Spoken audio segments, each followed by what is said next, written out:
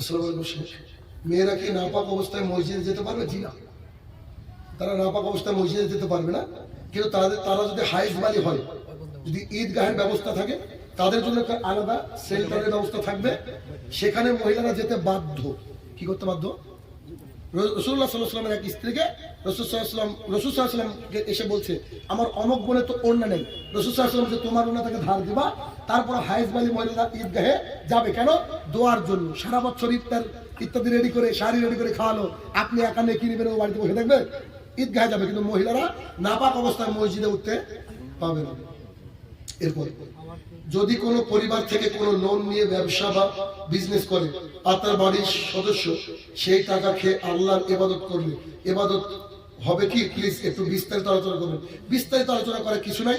মুসলিম শরীফের হাদিস, রাসূলুল্লাহ সাল্লাল্লাহু আলাইহি ওয়াসাল্লাম বলেছেন, ইন্নাল্লাহা তাইয়্যিবুন লা ইয়াকবালু ইল্লা তাইয়্যিবা। নিশ্চয়ই আল্লাহ পবিত্র, পবিত্র জিনিস আল্লাহ তাআলা গ্রহণ করেন না। কোরআনে আল্লাহ সুবহানাহু ওয়া তাআলা সরাসরি মুহাম্মদ সাল্লাল্লাহু আলাইহি ওয়াসাল্লামকে বলছেন যে তুমি ইবাদত করার আগে কি মানে তৈয়ব পবিত্র বস্তু আর হালাল বস্তু খাও, তারপরে তোমার ইবাদত আল্লাহ দরবারে গৃহীত হবে, আদারওয়াইজ গৃহীত হবে না। অতএব ভিক্ষা করে খান, লোন নিয়ে ব্যবসা করতে যাইয়েন না। এটা আল্লাহ সবই পরীক্ষা, আল্লাহ আপনাকে না খাওয়াই রাখবে না।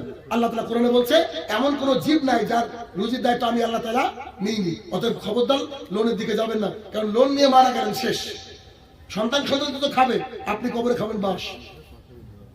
পরে প্রশ্ন, রমজান মাসে রাত্রে গজল গে এবং কোরআন তেলাওয়াত পড়ে জাগা হয়, এটা কোরআন হাদিস দ্বারা কি? না, এরকম কোনো দৃশ্য নেই।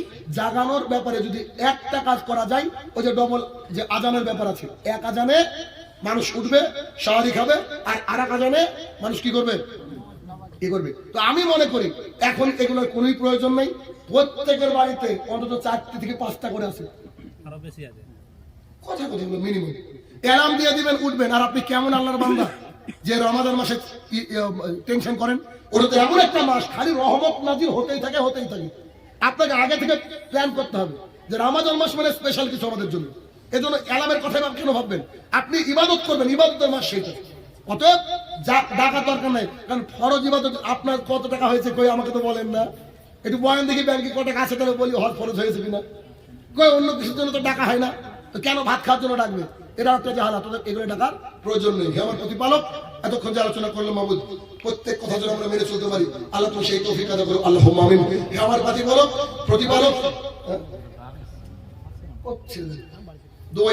কবরের তলায় যারা সাহিত্য জানি না কি হাল রয়েছে, তারা যদি ক্ষমার যোগ্য হয়, আল্লাহ তাদেরকে ক্ষমা দান করো, আল্লাহুম্মা আমিন। হে আমার প্রতিপালক, যতজন মানুষ দান করেছে, এখানে একটা ভুল ধারণা আছে যে আমার নাম বলতে হবে, এমনটা নয়। আসলে বলা যায়, অসুবিধা নাই, তবে গোপনে দান করলে নিয়ামত নেকিটা বেশি। যতজন মানুষ দান করেছে, আগামী দিনে দান করবে মাহবুব, সবাইকে তুমি তার নিয়াত অনুযায়ী কবুল করে নাও, আল্লাহুম্মা আমিন। আমরা যারা এই বক্তৃতা শুনলাম, আমাদের জীবনে যেন বাস্তবায়িত করতে পারি, আল্লাহ তুমি সেই তৌফিক আদা করো, আল্লাহুম্মা আমিন। আসসালামু আলাইকুম রাহমাতুল্লাহি ওয়া বারাকাতুহু।